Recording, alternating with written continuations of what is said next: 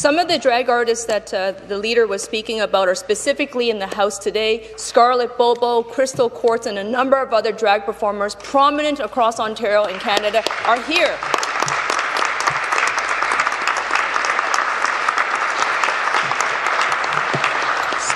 Speaker, they have been asking and calling for action from this government now for months. They are asking for help. Their shows are being targeted. Their audience is being discriminated against, as well as harassment being targeted at the venues, the business that are hosting these events. Because there has been no action and no real response from the government, we're putting together a private members bill that will specifically address the hatred targeting the 2S LGBTQI community in Ontario. I need to know, and we all need to know today, will you be working with us to make sure that this bill becomes law to protect that community, protect this community? All right, guys, so on this edition of Cuckoo for Cocoa Pub World, we got to go north of the border, as we got to talk about a woke politician by the name of Miss Christina Wong Tam out of Ontario, Canada, who has proposed a bill, or they're proposing a bill, to basically ban free speech around drag shows. Yes, they're trying to criminalize anybody who participates in hate speech or homophobic/transphobic language within a certain distance of drag shows. And I want you guys to watch the press conference that this person had discussing this absolutely ludicrous bill, because this exact thing is probably coming to America soon. Take a look. Firstly, it enables the Attorney General to create a 2S LGBTQI+ community safety zone to prohibit within 100 meters of the property any homophobic, transphobic act of intimidation, threat, offensive threats, offensive remarks, protest, disturbance, and distribution of hate propaganda within the meaning of the criminal code. It also comes with it a penalty of $25,000 if prosecuted successfully. We will not let fear win. A world without trans people has never existed. A world without drag has never existed, and it never will. Queer people have always been here amongst us. They are our coworkers, they are our brothers, our sisters, they are our mothers, our fathers, they are our families. Drag is art, drag is culture, drag is educational, drag is creative, drag is comedy, but drag is not a crime. My name is Scarlett Bobo, and thank you so much for your time. Yeah, so I want you guys to understand what's going on here, right? This bill would allow the Attorney General to temporarily designate addresses such as where a drag show is taking place as a, quote, community safe zone. And anti-LGBTQ harassment, intimidation, and hate speech within 100 meters would be subject to a $25,000 fine. Yeah, so if this law was to pass, well, if it was to become law, basically if you go to a drag show, okay, and you protest a drag show, because who knows, maybe they have children there, right? That's the only reason people protest drag shows. If you're just having a drag show where adults go, nobody's protesting that, right? But they don't really tell you that story. They only tell you one half of the story. But yeah, if you protest a drag show, and let's just say you hold up a sign where the drag person or the drag people there feel like is offensive, then you can be fined $25,000, right? So if you misgender them, if you say, hey, drag is not for kids, if you say anything they disagree with, because that is what they consider to be hate speech, right, and harassment, anything they disagree with, then you can be fined, right? I mean, that's exactly what's going on here, right? That's the direction that this is headed in. And again, this is just another example of how the far left doesn't believe in free speech, right? These people do not believe in people's right to protest, except if you're a leftist, right? If you're a leftist, not only can you protest, you can riot and destroy things, right? You can damage property. Okay, you can burn down businesses, and it's totally fine. It's totally okay. The mainstream liberal media will turn their head, right? But if you just say, hey, you know what? I disagree with kids being exposed to, male strippers. Oh, that's hate speech. That's intimidation. That's harassment. We got to do something about that, right? We have to take away your free speech rights, which, I mean, hey, in Canada, they probably have less free speech rights than we do here in the United States. So again, not sure exactly how it works over there, but over here, again, the progressive left basically wants to do the same thing. They want to take away your free speech rights because they don't like the things that you say, right?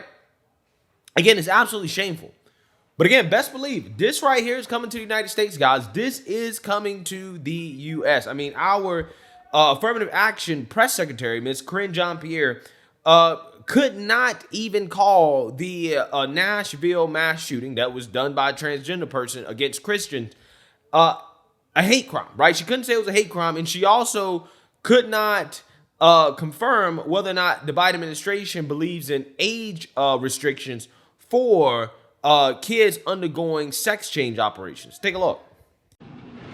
Thank you. Former Vice President Pence said that if the shooter who killed 6 people in that Christian school in Tennessee was motivated by a hatred towards Christians, that the crime should be categorized as a hate crime. I'm wondering what the president thinks of that kind of designation. It's not for us to decide.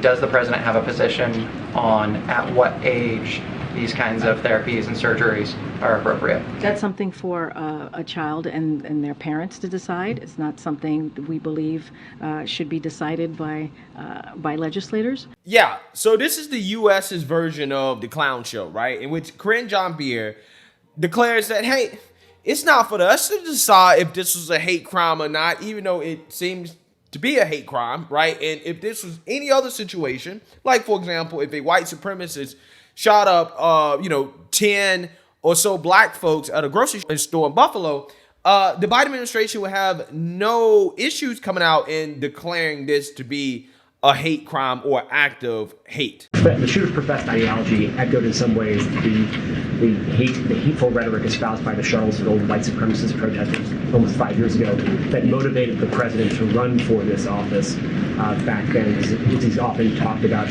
What more does the president believe he has to do and the country has to do to combat that sort of hatred? So let me just say we still need to learn more about the motivation for the shooting as law enforcement does their work, but we don't need anything else to state a clear moral truth, right? Which is a racially motivated hate crime is abhorrent to the very fabric of this nation. Hate must not have a safe harbor. This is something that the president says very often, especially in these horrific incidents that we have seen time and time again. We must do everything in our power to end hate-fueled domestic terrorism, and we must reject hatred and extremism ideologies that seek to divide Americans whenever we find it in our society. It is antithetical to who we are as a country and it fuels violence as well. Yeah, incredible stuff, right? These people are so predictable, okay? They're extremely predictable in their rhetoric, okay? When it doesn't fit the narrative, oh man, it's, we don't know. It's not for me to say whether or not this is a hate crime. But when it does fit the narrative, oh yeah, we must condemn an act of hate, even if it's hypothetical, right? Even if they say, hey, well, hypothetically, if this was done, because it was racially motivated, then, it was hate. But she can't even go as far as to say, well, hypothetically, if this was done in Nashville, what happened there was done as, a retaliation against a religious community or whatever, right, is an act of hate towards religious folks, then it's wrong, or Christians, then it's wrong. No, she can't say that, right? She can't say that. Not even hypothetically, which tells you everything you need to know about this administration and their priorities, right?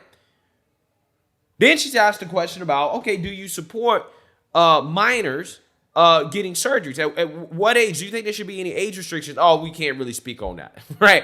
Okay, so you don't think there should be any restrictions. Again, these people are radical, man. These people are radical. This agenda that is being pushed by the left in the Democrat Party is radical, okay? What you saw there in Canada is the exact type of legislation that will be proposed by Democrats at some point in this country. It might be 5 years, who knows? With the way things are currently going, it could be, next month, who knows? That's the type of stuff they're going to be pushing for. They're going to be pushing for people to not be able to speak freely or to protest against left-wing extremists, right? And things that we disagree with, like, for example, kids being exposed to male strippers. They're going to try to outlaw it, man. They're going to try to outlaw people, again, exercising their free speech rights. All in the name of protecting two XL, LGBTQ, XYZ, right? Because I don't know if you guys noticed, on the podium thing, they got the rainbow flag with the +2 XYZ LGBTQ plus I whatever, right? Like, I mean, again, there's so many acronyms who, like, I don't know what it is anymore, right? I don't know what it is. So again, these people want to boo-hoo, whine, and cry when people like Marjorie Taylor Greene go on 60 Minutes and tell the truth about the Democrat Party, right? And, you know, say, you know, mean things about Democrats, call them names and accuse them of things that, you know, Democrats don't like. But when they have the opportunity to prove that, hey, we're not about that, right, they fumble, right? They say, well, I guess it's between a parent and the child to decide when a child should get their genitalia cut off, right? Like, what? Like, are you out of your mind? The easy answer to that question is 18, right? 18. That's the easy answer to that question. But nope, you got Democrats, once again, missing layups, okay? This is a layup, right? And Democrats just, you know, they fumbled. They fumbled, okay? So again, I don't want to hear no, you know, no complaining when Marjorie Taylor Greene and others come out and just call the Democrat Party what they are. I don't want to hear crying foul, because every time they have an opportunity to prove that they're not, right? Again, they just don't. They confirm exactly what people have been saying about the Democrat Party and their radical agenda. So let me know what you guys think. Make sure you like, comment, and subscribe. Most importantly, share a Black conservative perspective. Peace.